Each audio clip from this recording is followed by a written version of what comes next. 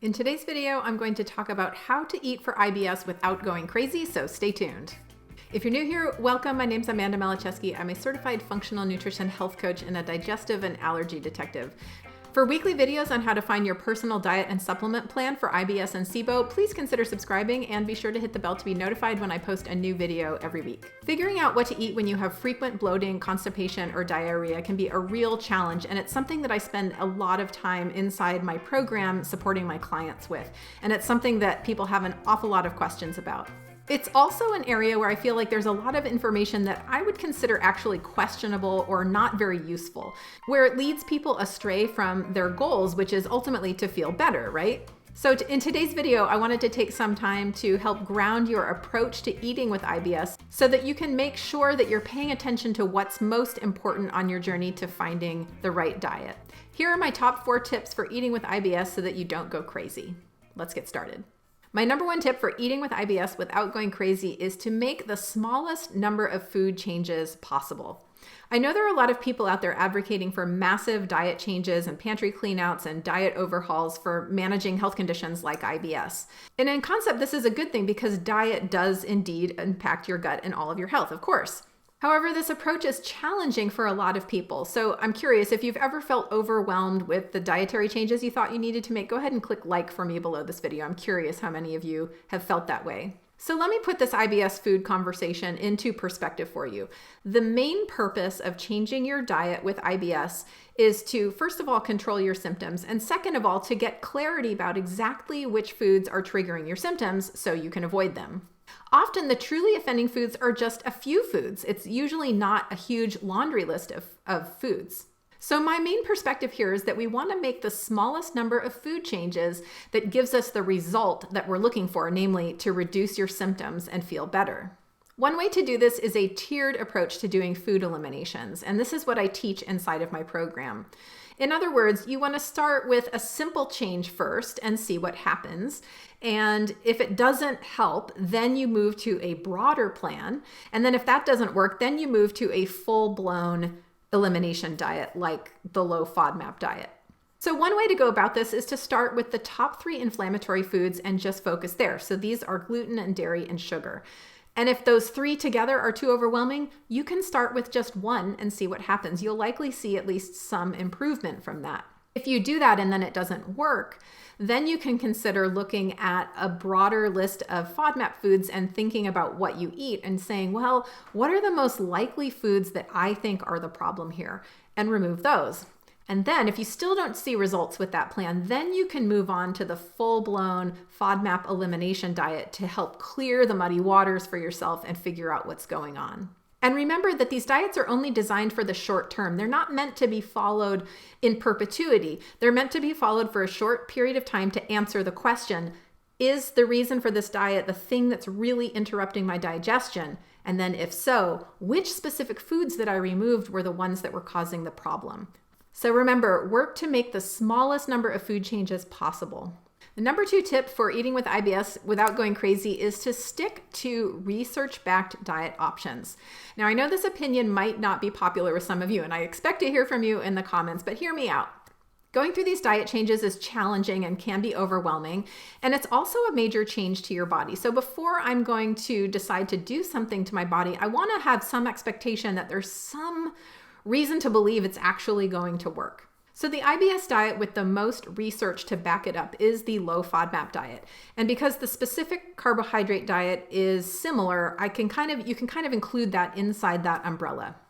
There's also some limited research about the effectiveness of the low histamine diet for IBS symptoms. And then the paleo diet has some good research about its general anti-inflammatory effects, though not really anything specific to IBS.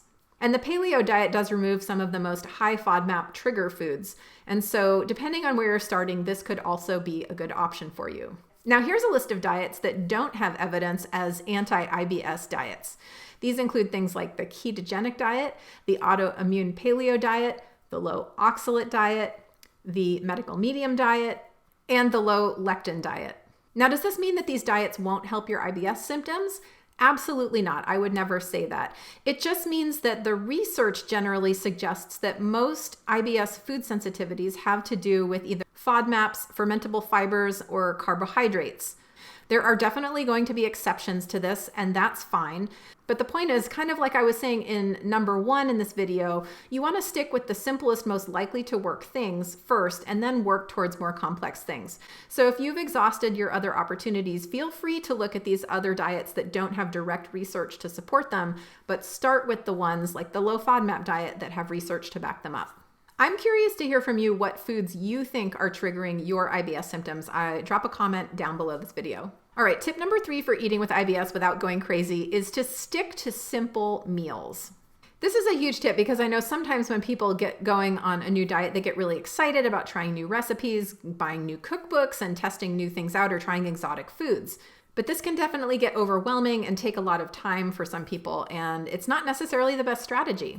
So I highly recommend either adapting your existing dishes that you normally prepare or just finding a couple of really simple staple recipes or things that you like to make this a little simpler and easier on yourself. My basic meal template in my household is to cook a healthy protein, which in our household is chicken, buffalo, or fish, a healthy whole foods carbohydrate like rice or other whole grains, winter squash, potatoes or sweet potatoes, and sometimes some brown rice pasta, and a veggie dish that's either a salad or a cooked veggie stir fry or steamed vegetables, roasted vegetables, some kind of vegetable side dish.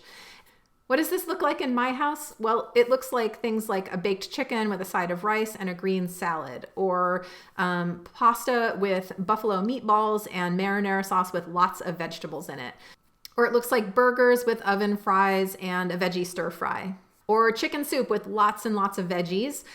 In our house, these are the staple dishes, and I can make them with my eyes closed and both hands tied behind my back, and it's really simple to make them. I know the quantities, and I don't have to think about it too hard. Ultimately, you'll be more successful if you find basic recipes to work with that are easy to prepare, or to reimagine dishes that you already make by swapping a few key ingredients and otherwise it's the same. Tip number 4 for eating with IBS without going crazy is to, above all things, to listen to your body instead of listening to dogma, lists, or rules.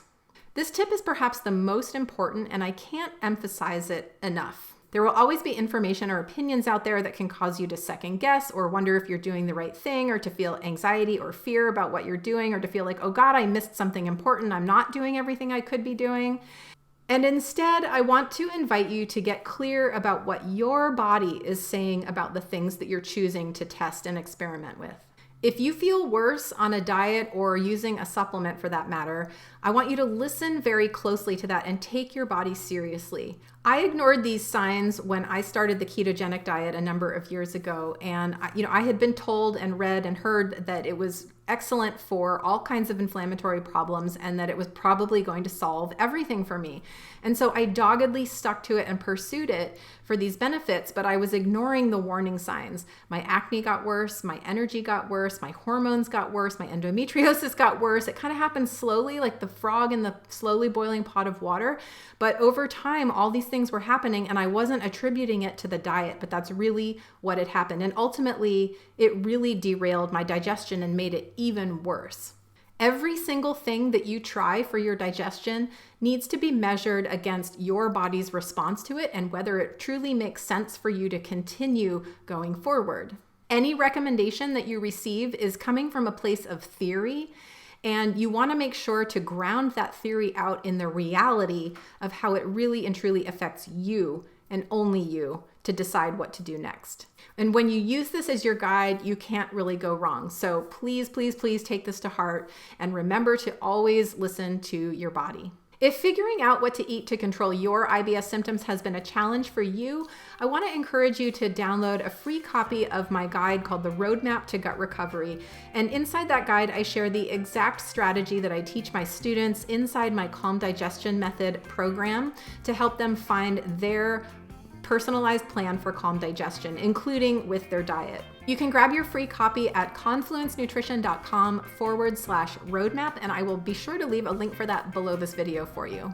All right, get out there and start working with your food in a grounded way so you can get to your symptom resolution.